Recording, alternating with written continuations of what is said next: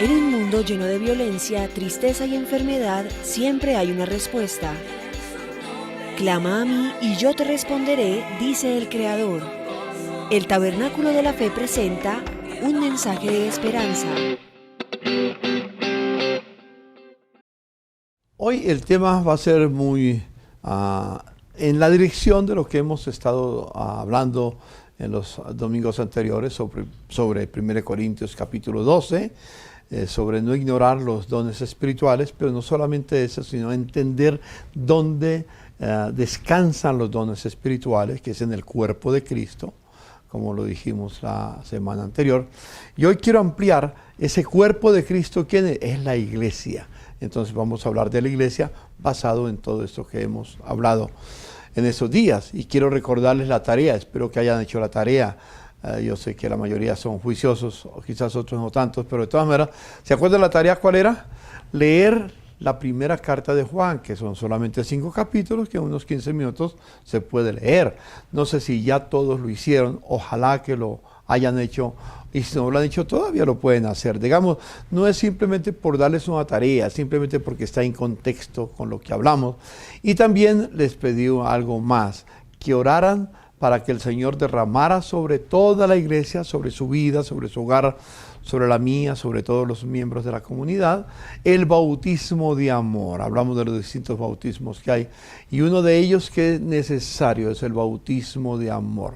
Que vivamos siempre en ese amor, que el mundo pueda decir, mirad cómo se aman los del tabernáculo de la fe.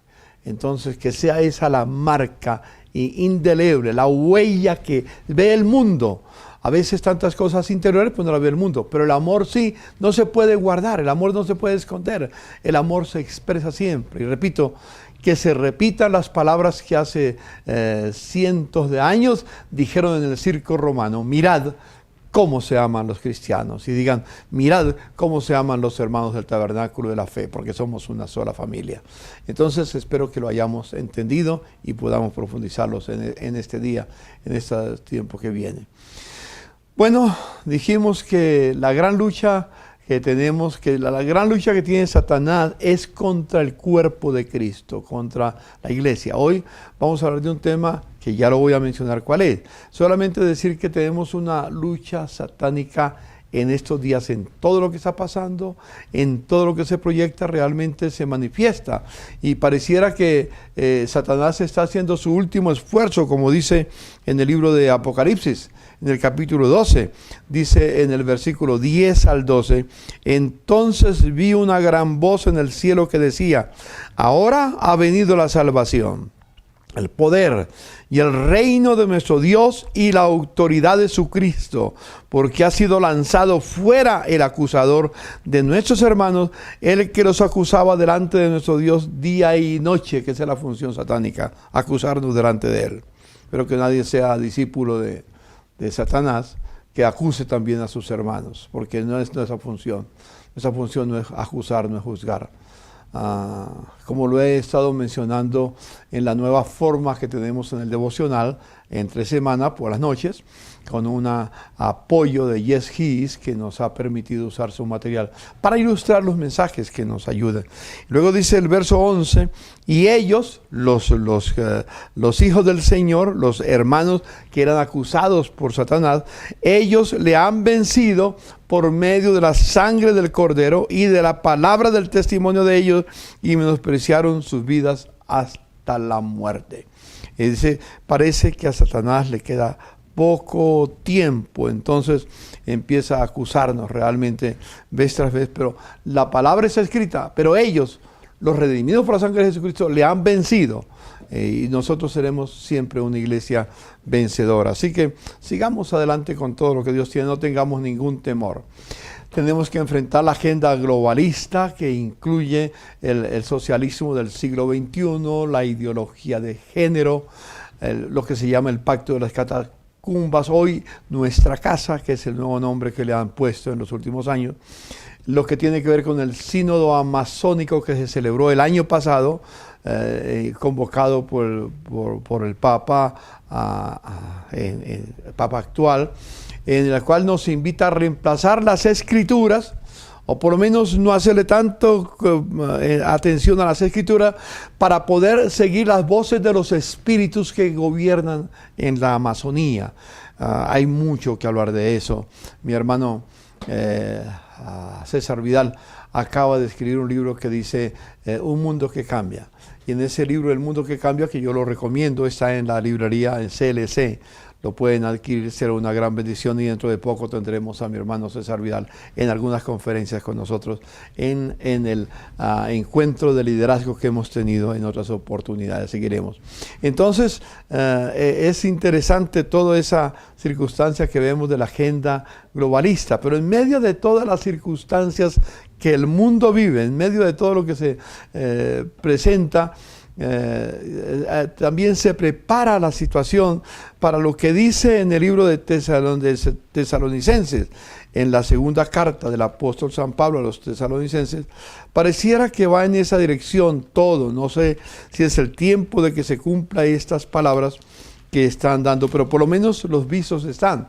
Yo quiero pedirles, como siempre les he pedido, que tengan sus Biblias listas y tengan sus cuadernos para tomar nota, y que recordemos que este no es un programa de televisión, aunque estamos usando ese medio. Es una situación, bueno, siempre me preocupa que como es un programa de televisión y nadie los está viendo, fácilmente a alguien le llega una llamada, se para, contesta, se va para la cocina, se va para el baño, se va para cualquier parte y no pone atención, simplemente cumple un aspecto religioso de tener un culto entre semana. Pero como nadie lo vio ahorita, claro, en el templo era diferente, ¿no? Nadie iba a levantar el teléfono para contestar. ¿Aló, cómo le va? Sí, habla. No, nadie lo hace. Pero en la casa sí lo puede hacer. Entonces yo pediría que separen ese tiempo, porque es un tiempo sagrado para escuchar la palabra de Dios. Y perdónenme que lo enfatice. En 2 de Tesalonicenses capítulo 2, yo quiero leer un pasaje para decir qué se proyecta en el mundo que vivimos. Dice: pero con respecto a la venida de nuestro Señor Jesucristo y nuestra reunión con Él, os rogamos, hermanos, que no os dejéis mover fácilmente de vuestro modo de pensar, ni os conturbéis ni por espíritu, ni por palabra, ni por carta, como si fuera nuestra, en el sentido de que el día del Señor se acerca, porque ese día nadie lo sabe. Jesús dijo: el día y la hora que yo regrese, nadie lo sabe, sino mi Padre que está en los cielos. Algunos especulan que ya viene, que ese video, esa señal, que yo vi en el cielo una nube, así, y hablan tanto. El Señor dice: no se preocupen por ese día. Nadie os engañe de ninguna manera, porque no vendrá el Señor sin que antes venga la apostasía y se manifieste el hombre de pecado, el hijo de perdición. Y no pensemos que esa es una persona, es un sistema creado por el hombre, es lo que está mencionando la Escritura, el cual se opone y se levanta contra todo lo que se llama Dios o es objeto de culto, tanto que se sienta en el templo de Dios como Dios, haciéndose pasar por Dios. ¿No os acordáis que cuando yo estaba todavía con vosotros os decía esto?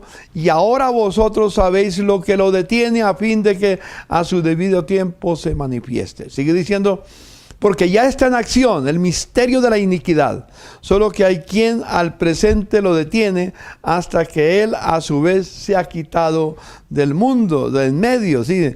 Entonces se manifestará aquel inicuo, a quien el Señor matará con el espíritu de su boca y destruirá con el resplandor de su venida.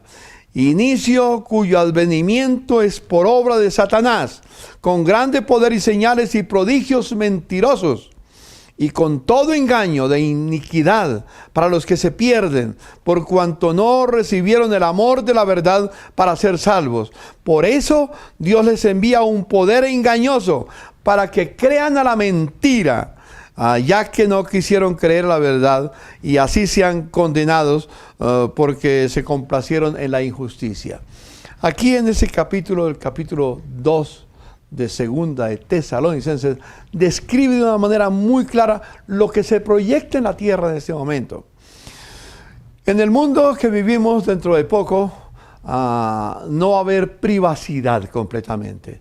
El celular que tenemos, el celular que cada uno de ustedes usa, ese celular es un instrumento que van a escuchar cualquiera puede escuchar. Hay redes en el mundo que están escuchando lo que yo estoy diciendo en este momento.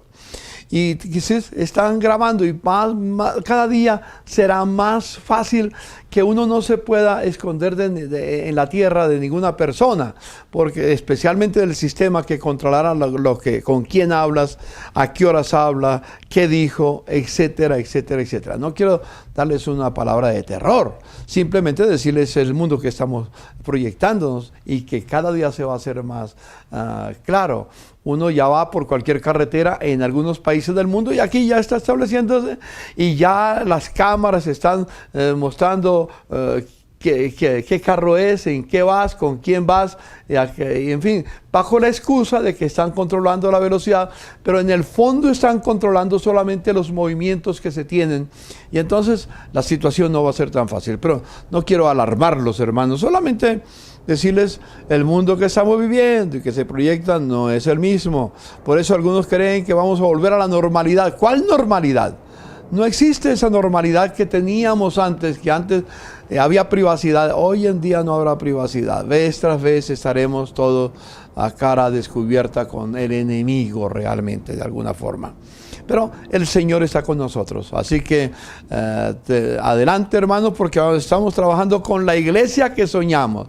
¿Cuál es la iglesia que soñamos? Fuera que Jesús dijo en el libro de Mateo. Yo quiero ir a Mateo capítulo 16. Miren lo que el Señor dijo. Y aquí quiero que pongan mucha atención. Porque como he dicho, esta reunión que tenemos cada primer día de la semana es para instruir a los hermanos en el camino del Señor y darles la enseñanza de Jesucristo. Cuando Jesús dijo, vaya por todo el mundo y enséñeles a ellos todo lo que yo les he dicho, lo que les he mandado. Entonces repito otra vez con todo respeto, no es un momento de una prédica emocional, emotiva, que lo saque y aplaude y entonces no, es más bien de reflexión en la palabra del Señor. Entonces, soy pastor maestro. En la congregación soy pastor maestro. Afuera ejerzo el ministerio apostólico. Pero dentro del tabernáculo de la fe, principalmente ejerzo la función pastor maestro, sin dejar la función apostólica natural. Sigo adelante. Dice en el capítulo 16 del Evangelio según San Mateo, voy a leerlo. Viniendo Jesús, al verso 13, viniendo Jesús a la región de Cesarea de Filipo, preguntó a sus discípulos, diciendo, ¿quién dicen los hombres que es el Hijo del Hombre? Ellos dijeron, bueno, maestro, unos dicen que usted es Juan el Bautista, que resucitó entre los muertos, porque ya lo habían decapitado. Otros dicen que tú eres Elías, el profeta que estaba anunciado que iba a venir. Otros que Jeremías o alguno de los profetas. Y después de que recibió el reporte de los discípulos, lo que decían los demás acerca de Jesús, que hoy hay muchos pensamientos acerca de Jesús, Él les dijo, ¿y vosotros quién decís que yo soy? La pregunta principal no es lo que otro dice, sino lo que yo digo.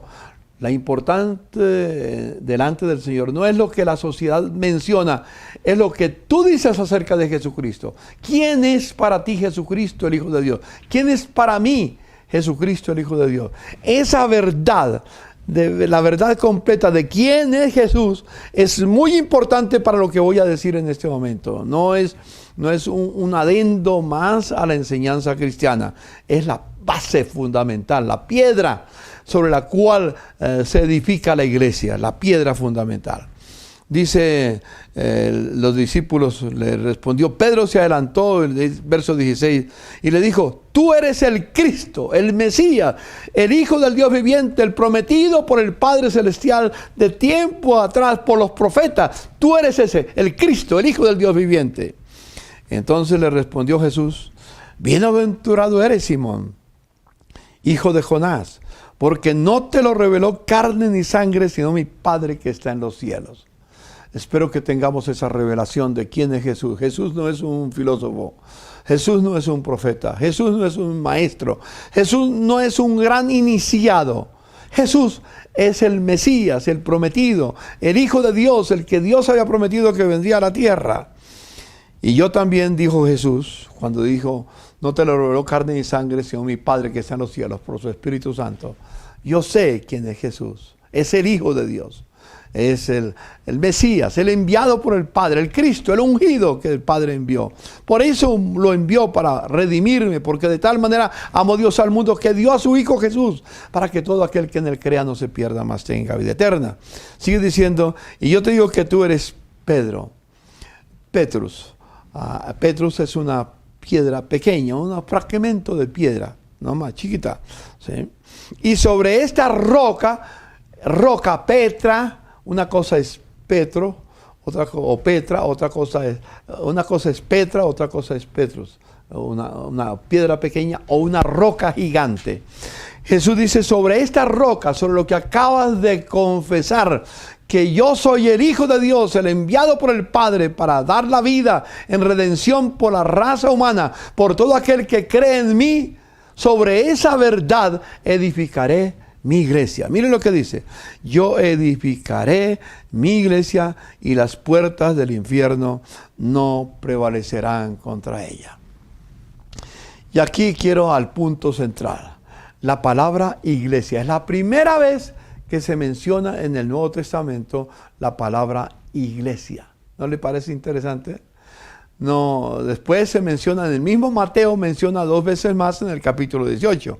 Pero luego durante todos los demás no se menciona. Aquí es un pasaje fundamental. Yo edificaré mi iglesia y las puertas del infierno no prevalecerán contra ella. Satanás sigue buscando cómo combatir el plan de Dios. Pero quiero definir por un momento qué es la palabra iglesia. La palabra iglesia en el griego es la palabra eclesía. ¿Qué es la eclesía? Vamos a verlo por un momento. Eclesía. Hoy en día esa palabra ha tomado un rumbo que no es bíblico. Por ejemplo, hoy en día cuando dicen, ¿y dónde está la iglesia Tabernáculo de la Fe? Le dicen en la carrera 20 con la calle 118-34. Vaya allá. Piensan que la iglesia es el edificio. Mentira, engaño. Esa no es la iglesia. Y por ahí algunos dicen que nos cerraron la iglesia. La iglesia no está cerrada.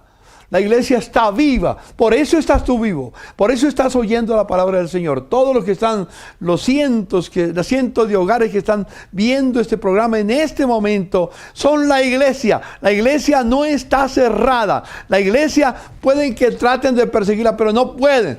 Pueden cerrar las puertas del lugar donde nos reunimos, pero la iglesia permanece. Entonces, la iglesia es la eclesía de Dios, no es un edificio de ladrillos, tampoco es una jerarquía eclesiástica. Por ejemplo, en la iglesia católica cuando dice, la iglesia dice, ¿quién dijo que era la iglesia que decía? El cardenal, el papa, los obispos, etc. Una jerarquía. La iglesia no es una jerarquía eclesiástica tampoco. Tampoco es una religión. La iglesia tampoco es una denominación. Se habla de la denominación de las asambleas de Dios, de la denominación de Bautista, la denominación presbiteriana, y cada iglesia presbiteriana, iglesia, la iglesia no es una denominación. Tampoco es un grupo local, no. La iglesia tiene otro significado. Cuando Jesús dijo, yo edificaré mi iglesia, Jesús utilizó por primera vez una palabra que nunca se había utilizado, en el sentido que se entiende hoy, como un sitio religioso. Realmente no usó un término religioso el Señor, usó un término común. Los términos religiosos en la época era el templo de Israel que estaba en Jerusalén, y en los pueblos aledaños, en los lugares, en Galilea, al norte, al sur, en Samaria y demás, todo lo que estaban eran sinagogas. Eran casas de estudio de la palabra, eran casas de oración, eran casas de comunión unos con otros. Y en el templo en Jerusalén iban 3 veces al año, todos venían 3 veces para adorar a Dios, para ofrecer sacrificios a Dios. Eso Jesús no dijo, yo edificaré mi templo para que, como casa de Dios. No. Él no lo dijo. Jesús no dijo, yo edificaré mi sinagoga. No, tampoco. Dijo, yo edificaré mi iglesia. ¿Sabe qué significa el término iglesia en su momento? Era un término popular. Eclesía eclesía no era un término religioso, sino un término de gobierno. Escúcheme. Los romanos, la filosofía o la cultura greco-romana entendía bien, los discípulos sabían lo que significaba la palabra iglesia, que no era un sitio religioso simplemente, era más que eso.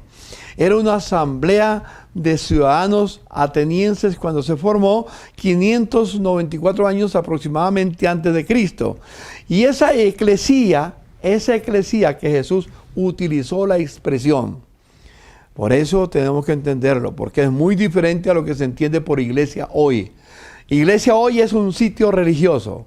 Pero la iglesia, cuando Jesús usó la palabra, y eso es lo importante, entender el momento en que Jesús la utilizó y lo que significaba, y lo que los discípulos entendieron, y lo que se entendió en el camino, era una asamblea de ciudadanos que estaba lista, mejor dicho, tenía la facultad para dictar las normas para la polis, es decir, para el pueblo, cómo debía de conducirse los ciudadanos en la ciudad. Esa era una de las funciones. También tenía el poder para elegir los magistrados, como el Congreso de la República, para dictar leyes, etc. También tenía la capacidad para declarar la guerra o para firmar la paz. Eso es eclesía, escúcheme. Los magistrados a esa eclesía, a esa asamblea, le tenían que rendir cuentas de lo que estaban haciendo. Esa eclesía tenía la función de administrar justicia. Es decir, la eclesía en ese momento que Jesús utilizó y que no tenía otro sentido, y por eso los discípulos ni preguntaron porque sabía qué significaba. No era un claustro religioso, era un término político, o mejor, de gobierno. Por eso los decretos era el lugar donde se dictaban los decretos, la iglesia estaba puesta para defender los decretos divinos. Por ejemplo, esa expresión, ese decreto que Dios da en el Salmo 2, que Él decretó que Jesús es el Hijo de Dios y le va a dar las naciones de la tierra. Por eso Jesús, cuando resucitó, dijo: vayan y tomen la promesa, el decreto que mi Padre firmó, hagan de las naciones mis discípulas. Es decir, vayan a las distintas esferas de influencia que existen en la tierra para proclamar el señorío de Cristo, porque Dios ha decretado. Dice en Filipenses capítulo 2, versículos 9 al 11, dice: porque el Padre levantó a Jesucristo de entre los muertos y le dio un nombre que es sobre todo nombre, para que en el nombre de Jesucristo se doble toda rodilla de los que están en los cielos, en la tierra y debajo de la tierra, y toda lengua confiese que Jesucristo es el soberano de los reyes de la tierra. Es el único soberano, es el Señor, que eso es lo que significa la palabra Señor, soberano, único, el gobernante sobre todas las cosas. Eso fue lo que Dios dijo que iba a levantar, a construir. Hoy lo hemos entendido distinto, y entonces por eso no ejercemos la función. Inclusive cuando uno habla de algunos aspectos que tienen que ver con la política o con el gobierno, muchos de los hermanos dicen: ya el pastor se metió con política, ahora es politiquero. ¿O la iglesia es un partido político, o qué es esto? ¿O es un sitio para adorar a Dios? Porque no se entiende. Claro, hay una ignorancia del concepto de la palabra eclesía.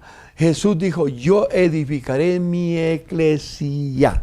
Es Él. Yo no la voy a edificar, es Él. No eres tú el que la edifica, no es ningún pastor, no es nadie, es Él. Yo edificaré, dijo Jesús, mi iglesia, y las puertas del infierno no prevalecerán contra ella. Así que la iglesia tiene varias funciones. Como dije, reclamar las naciones para Jesús. Tiene, como dice la palabra en Romanos capítulo 16, tiene la autoridad para aplastar bajo sus pies, bajo sus plantas, la cabeza de Satanás. Nosotros tenemos poder sobre Satanás, no un individuo. No, ahora no salga ahorita alguien que dice: yo como persona de Satanás que ato. No es la persona, es la iglesia, la eclesía. Es el cuerpo de Cristo el que lo hace. Cuando lo hagamos juntos, entonces va a suceder, va a acontecer. La iglesia tiene que cumplir también la eclesía tiene que cumplir otra función: llenar del conocimiento del Señor de la gloria del Señor toda la tierra. La iglesia, voy a decir esto con mucha, pido al Señor gracia. ¿Se acuerdan que el 30 de mayo de este año, Estados Unidos la NASA lanzó un cohete que se llamaba SpaceX? Fue allá. ¿Hacia dónde iba? Iba hacia una estación interplanetaria para probar cómo se van a hacer, porque se piensa en el futuro no lejano mandar gente a Marte. Entonces necesita una plataforma interplanetaria para que la gente, para que la nave, los que van viajando puedan aterrizar y provisionarse y seguir adelante, descansar y mirar la máquina, etcétera. No sé cuántas cosas van a hacer para que después siga el viaje hacia Marte. Hermano, permítame decirle, la iglesia no es una estación interplanetaria que lo sacamos del mundo, lo llevamos a la estación interplanetaria que se llama la iglesia de Jesucristo para de ahí lanzarlos al cielo. No, la iglesia no es una plataforma interplanetaria que lleva a los hombres rumbo al cielo. Estamos acostumbrados a eso. Simplemente voy a la iglesia para prepararme para el cielo. No. Repito, la iglesia no es una plataforma interplanetaria que nos provee el medio para irnos a la eternidad, para irnos al cielo. Tengamos en cuenta eso, hermanos. Entender esto no ha sido fácil y no será fácil para muchos, porque hay que cambiar el lenguaje, el contenido del lenguaje y volver a las Escrituras para entender este principio. En la iglesia de Cristo, en la eclesía, es declarado que somos el cuerpo de Cristo, lo que hablé la semana pasada, en la cual, en ese cuerpo de Cristo, cada miembro es importante, no es un astronauta. Cada miembro es importante. En 1 Corintios, si me permiten volver a esa palabra, en el capítulo 12, voy a volver a leerlo para que no se nos olvide, porque no se trata simplemente de leer pasajes cada 8 días y dar una reflexión y sigue igual, ¿no? En el verso 27 del capítulo 12, después de que habla de los carismas del Espíritu Santo, dice el verso 27, vosotros pues sois el cuerpo de Cristo. ¿Qué es la iglesia? ¿Qué dijimos? El cuerpo de Cristo. Sigue diciendo, y miembros cada uno en particular de ese cuerpo, de esa eclesía. La eclesía es el cuerpo de Cristo. Y a unos puso Dios en la eclesía, primeramente apóstoles, luego profetas, los terceros maestros, luego los que hacen milagros, después los que sanan, los que ayudan, los que administran, los que tienen don de lenguas. Recuerden, cada que encuentra la palabra iglesia en la Biblia es la palabra eclesía. Y hay que entender su origen en el contexto que Jesús lo utilizó. Y luego dice, son todos apóstoles, son todos profetas, todos maestros, hacen todos milagros. Sigue diciendo, tienen todos dones de sanidades, hablan todos lenguas, interpretan todos. Procurad pues los dones mejores. Procurad los dones mejores. Es decir, son manifestaciones. No todos hablan lenguas, no todos profetizan, no, el Espíritu Santo reparte como Él quiere. Vuelvan a leer el capítulo 2 y se van a dar cuenta que lo reparte como Él quiere. Es decir, hermanos míos, según este pasaje, la eclesía son los llamados como iglesia para poder traer el reino de Dios a la tierra.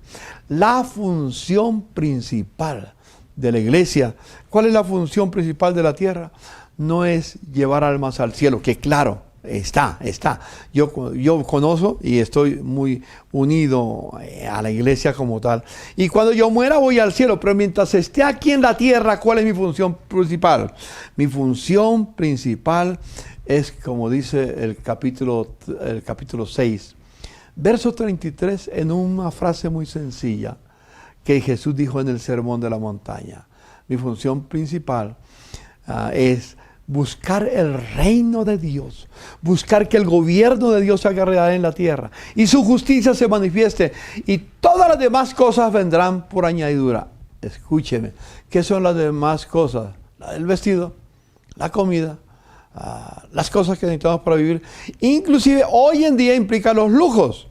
Yo creo, hermanos, que si entendemos la función de la iglesia de la cual tú y yo somos miembros, somos parte, vamos a tener mucho cuidado en lo que estamos viviendo en este mundo. Vivimos en una sociedad de consumo, una sociedad que nos endeuda, la cultura del endeudamiento estamos viviendo, y con esa pandemia va a ser peor. Muchos van a quedar endeudados hasta la eternidad, perdone la expresión. Las naciones van a quedar todas endeudadas a un grupo que maneja toda la economía mundial. Y eso es los que están dando dinero. Pero no es gratis, no es un aspecto filantrópico que tienen. Están apoderándose de las naciones que van a quedar endeudadas y van a tener que venderse como esclavos en el camino. Por eso dije, lo que es la agenda globalista tiene implicaciones muy serias.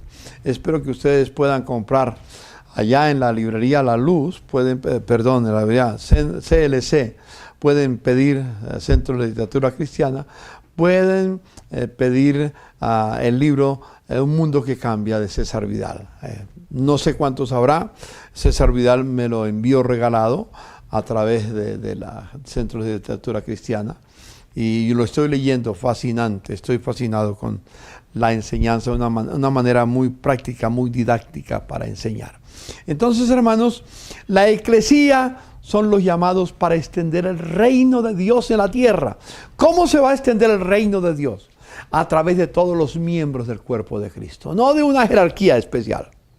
No nada más de esa jerarquía, porque ya voy a hablar de lo que llamarían jerarquía en la iglesia evangélica, pero tiene una función muy distinta.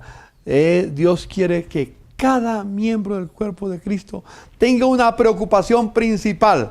¿Cuál es la preocupación principal? Extender el reino de Dios en su vida, en su familia, en sus vecinos, en sus amigos, en cualquier lugar donde se encuentre. Tenemos el deber de llevar el mandato del Señor, de buscar primero que Él gobierne, que Él reine en este mundo. Esa es la situación que debemos entender muy claramente. Hermanos míos, en esta voy a decir, tenemos que aprender a reducir los gastos al máximo. Teniendo alimento, vestido y donde dormir, basta. Pero hoy en día la gente no está satisfecha con eso. Quiere más y mientras más tiene, más quiere tener, como lo he mencionado en uno de los devocionales de esta semana. Más quiere tener la persona, no está satisfecha con lo que tiene, quiere más. Entonces Dios nos enseña a reducir los gastos. No os afanéis por el día de mañana, cada día trae su afán. No espere el día sin IVA para desesperadamente ir a comprar el televisor de última moda porque tiene tantos, no sé cuántas cosas que me tienen. Ya ni le pongo atención a esa situación, a ese tipo de propaganda que nos hacen para ponernos insatisfechos con lo que tenemos, que es bueno. Pero dice, puede ser bueno, pero aquí tenemos algo mejor, venga y consiga lo mejor. Y lo hacen endeudar para, como he dicho en otras oportunidades, comprar lo que no necesitamos con el dinero que no tenemos para impresionar al que no le importa. Así que no nos dejemos llevar por eso. Hermanos, aprendamos a reducir al máximo nuestros gastos. Los días que vienen son difíciles. Pero si yo reduzco al máximo los gastos, ¿qué hago con lo que me sobra? Tranquilo, hermano, no se afane. Con lo que le sobra, inviértalo para extender el reino de Dios. Porque, ¿cuál es la principal preocupación? Ser millonario. Algunos la preocupación que tienen es ser millonario. Tener una casa de campo magnífica. Y está bien, eso es lindo. Los que la tienen, disfrútenla. Pero que esa no sea tu máxima aspiración en la vida. Si la tienes, disfrute, dale gracias a Dios. Y si me invita, pues espero que cuando pase la pandemia me invite también y yo voy. Será lindo estar contigo. Pero que esa no sea tu preocupación principal. La preocupación principal de la eclesía es extender el reino de Dios y su justicia. Porque todas las demás cosas vendrán por añadidura. Basta cada día, dijo el Señor, su propio mal. Entonces, reduzcamos al máximo nuestros gastos para invertir al máximo en la extensión del reino de Dios. Que Dios nos ayude a todos a entender esto. En ese pasaje que hemos leído, eso lo hace el Señor a través de la eclesía. Por eso el cuerpo de Cristo es la eclesía de la iglesia, la eclesía de Dios, que es el mismo nombre para la familia de Dios. La familia de Dios debe de tener eso en mente. Somos la eclesía, la entidad a través de la cual Dios manifiesta su reino en la tierra, y somos llamados a proclamar el reino de Dios. No somos el reino de Dios, somos un instrumento solamente para proclamar ese reino y extender el reino de Dios. Eso es la eclesía. Eso es el cuerpo de Cristo que encontramos en 1 Corintios capítulo 12. Recuerden, vosotros sois el cuerpo de Cristo. ¿Quién es el cuerpo de Cristo? La eclesía, por la cual Cristo murió en la cruz del Calvario, la cual dijo que Él edificaría y que las puertas del infierno no prevalecerían contra esa eclesía, contra ese cuerpo de Cristo, porque Él es la cabeza y nos va a llevar siempre victoriosos. No tema cuando se aparezca el hijo de perdición o el sistema que significa el hijo de perdición de 2 Tesalonicenses capítulo 2 que les mencioné al principio.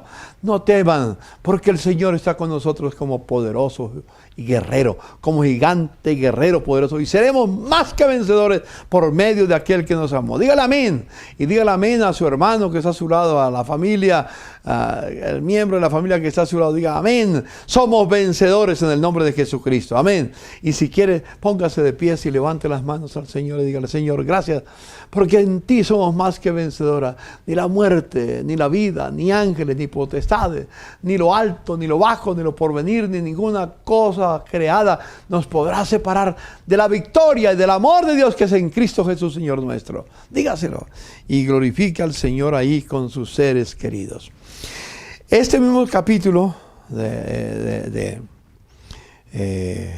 1 Corintios nos habla de algunos dones. Quiero que seguir en 1 Corintios capítulo 12. Dice el verso 28. A unos puso Dios en la iglesia primeramente apóstoles, luego profetas, los terceros maestros, es decir, además, esos son los ministerios que pone Cristo, que están unidos con los carismas del Espíritu Santo y con lo que el Padre hace en la tierra, está unido. Dice que puso profetas, apóstoles, profetas y maestros, que es lo mismo que pastores. Un pastor es un pastor maestro, por eso yo digo, yo soy pastor maestro, ¿no? Luego los que hacen milagros, tal vez como los evangelistas o los mismos hermanos que pueden orar por los enfermos. Después los que sanan, los que ayudan, los que administran, los que tienen don de lengua. Eso me parece muy importante que lo tengamos como parte de nuestra meta. Miremos por un momento Efesios capítulo 4. Vayan conmigo, hermanos, para entender esto de apóstoles, de profetas, de pastores maestros, de evangelistas. En el capítulo 4 de Efesios nos amplía esta revelación. Dice el apóstol San Pablo en el verso 11, y Él, Jesucristo, que resucitó de entre los muertos, constituyó a unos apóstoles, a otros profetas, a otros evangelistas y a otros pastores maestros. Esa es la traducción literal, pastores raya maestros, no sino pastores raya maestros. Eso está en el idioma griego, está muy claro, solo que los traductores entendían y le han puesto la I. No es mala la I, pero es pastores maestros lo que se refiere. ¿A fin de qué? ¿Cuál es la función de estos 4 ministerios? Apóstol, profeta, evangelista y pastor maestro, que son, y aquí menciona 3, aquí menciona 4, digamos, pero el apóstol menciona en 1 Corintios 3, y el evangelista porque es un trabajo que tiene tal vez fuera de la iglesia. De eso hablaremos cuando toquemos en parte sobre el evangelismo. Pero aquí tenemos algo. ¿Cuál es la función de estos ministerios que menciona 1 Corintios 12, verso 28 en adelante? La función, en primer lugar, es perfeccionar a los santos. La palabra perfeccionar significa equipar completamente. Es la figura de un batallón, de un ejército, que hay generales, hay comandantes, hay niveles de los militares, y hay soldados rasos y todo. En fin, eso es un ejército. La iglesia de Dios es un ejército. ¿Acuerda que en el Antiguo Testamento Dios se presenta como Jehová Shabaoth? Jehová de los ejércitos, que está tan poblado el Antiguo Testamento de esa expresión, Jehová de los ejércitos, Jehová de los ejércitos. Por ejemplo, en Isaías capítulo 11, versículo 3, dice algo muy importante. Dice, yo llamé, oigo ruido de multitud como de ruido de reinos, de naciones listas para la guerra. Y dice entonces, yo llamé a mis consagrados. Es decir, da la idea que él está buscando un ejército también que tiene tres características. Yo llamé a mis consagrados. Eso está en el versículo 3 y 4 de Isaías capítulo 13, recuérdenlo. Yo llamé a mis consagrados. Primero, consagrados en intimidad con Dios. Segundo, llamé a mis valientes, que no le tengan temor sino a Dios. Que no teman por dar la vida, por predicar el evangelio. No tengan ningún temor por buscar el reino de Dios y su justicia. No pienses que si no somos fieles a Dios, entonces todos nos van a aplaudir. Quizás seréis perseguidos por todos, de todos por causa de mi nombre, dijo Jesús. ¿Le gusta esa definición? Esa declaración de Jesús. Seréis perseguidos de todos por causa de mi nombre. Llegarán a ser odiados, los meterán a la cárcel y sufrirán por causa de mi nombre. Léate la historia de la iglesia en los primeros años. Sufrieron la situación. Nosotros no somos mejores que ellos. Gracias a Dios por el tiempo que tenemos ahorita, que todavía no nos persiguen en esa dirección. Pero va a llegar el momento donde se prueba si somos miembros del cuerpo de Cristo o somos una prótesis. ¿Se acuerdan la palabra prótesis de hace 8 días? Yo dije que somos miembros del cuerpo, un miembro vivo, no una prótesis que no siente nada. Ya, ustedes recuerdan el mensaje del domingo anterior. Luego dice, para perfeccionar entonces es equipar, preparar un ejército que está listo para la batalla.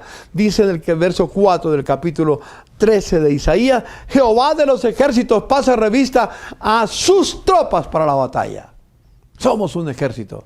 Diga al Señor, el cuerpo de Cristo es un ejército, es un cuerpo listo para hacer la voluntad de Dios aquí en la tierra. Bendito el nombre del Señor.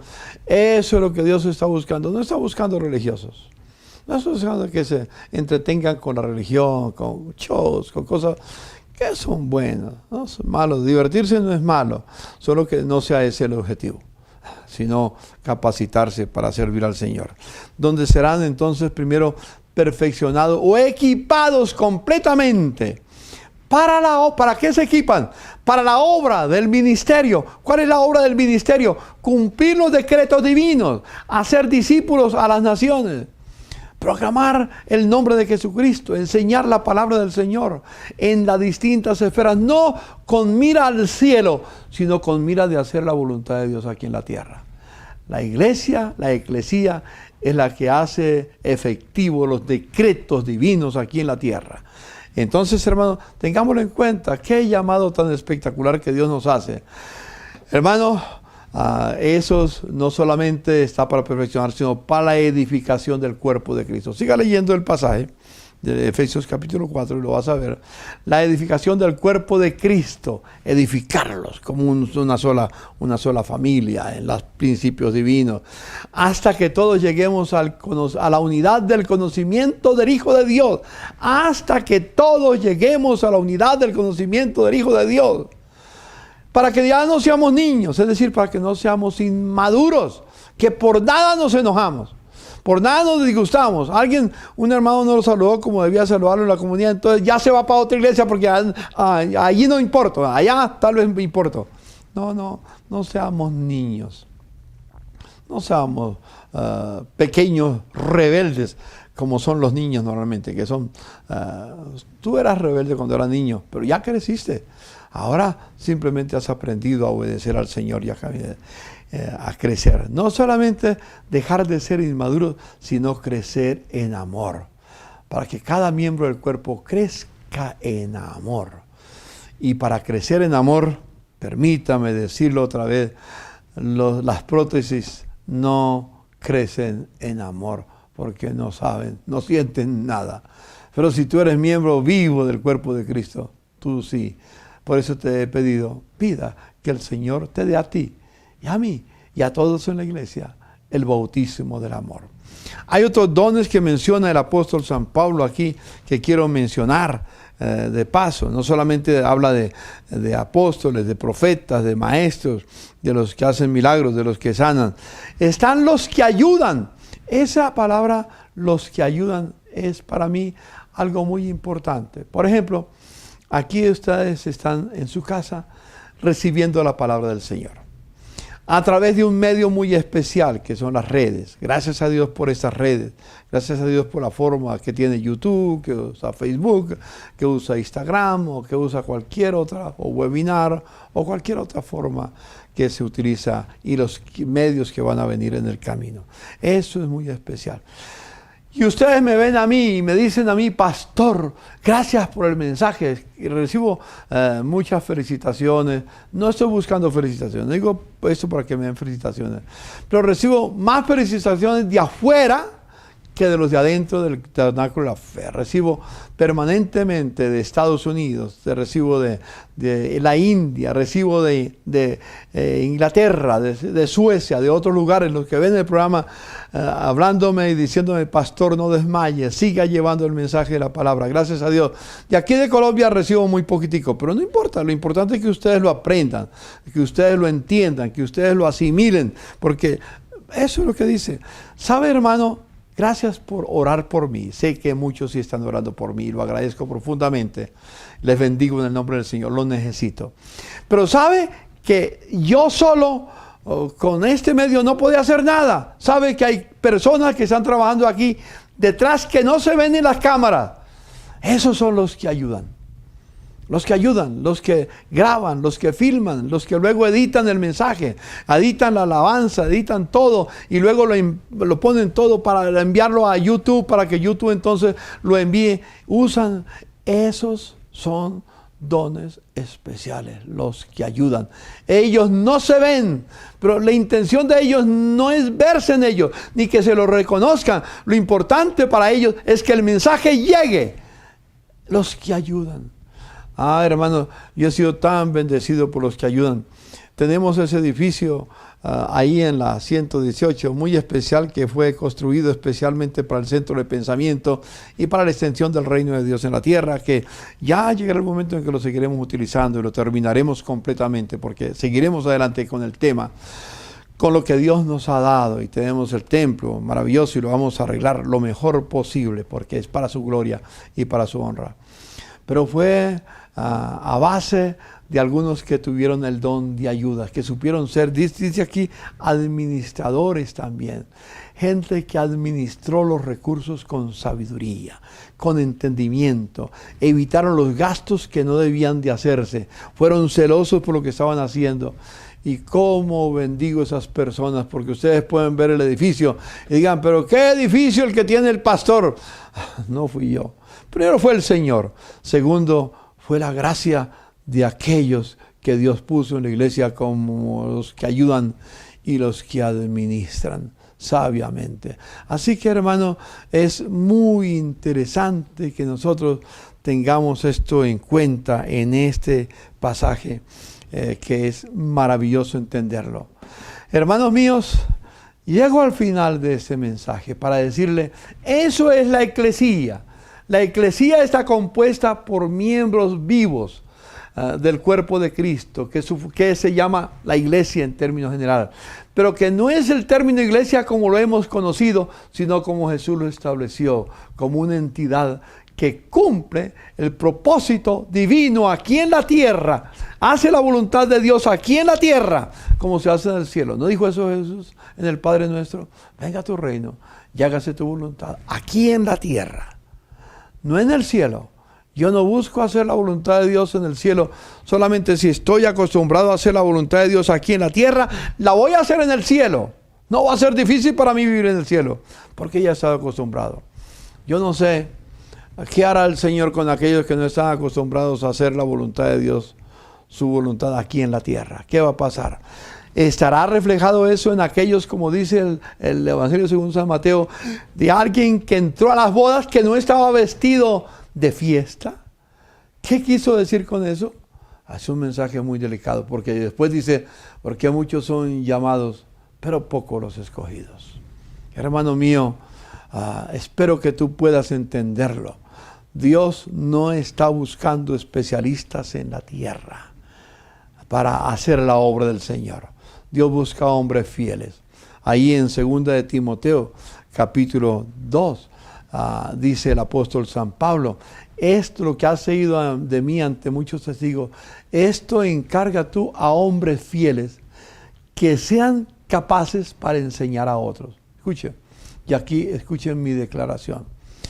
Es más fácil capacitar a los fieles que hacer fieles a los capaces. Cuando una persona viene que es muy capaz, ¿qué problema hacerla fiel al Señor? Porque él confía en su capacidad, no en la fidelidad a Dios. Repito, Dios a través del apóstol San Pablo le dice a Timoteo: capacita a los fieles. Es fácil capacitar a los fieles. Es un problema hacer fieles a los capaces. Que Dios nos ayude a entenderlo. Así que la gracia del Señor nos manifieste cada día su amor, su bondad y su misericordia. Les dejo esta reflexión en su casa para que la repasen. El mensaje queda en YouTube. Me gustaría que ustedes repasen los mensajes en YouTube, porque no quiero simplemente que sean oidores olvidadizos, que podamos ser oidores y hacedores de la palabra del Señor. Permítame orar por cada uno. Señor, te doy infinitas gracias por permitirme llevar este mensaje a mis hermanos. Esta reflexión, tú dijiste: yo edificaré mi eclesía. Yo edificaré mi iglesia. Señor, edifica tu iglesia, Señor, con los que están en el tabernáculo de la fe. Que seamos parte no de una institución, sino de la eclesía, de tu cuerpo. No somos una prótesis, no somos una estación interplanetaria, somos el cuerpo de Cristo. A ti sea la gloria por los siglos de los siglos. Amén y amén. Mis amados hermanos, les deseo muchas bendiciones. Sigamos diciéndole al Señor: venga a tu reino y hágase tu voluntad como en el cielo, así también en nosotros, en mi familia, en mi hogar, en mis relaciones, en todo lo que hago. Les amo y bendiciones.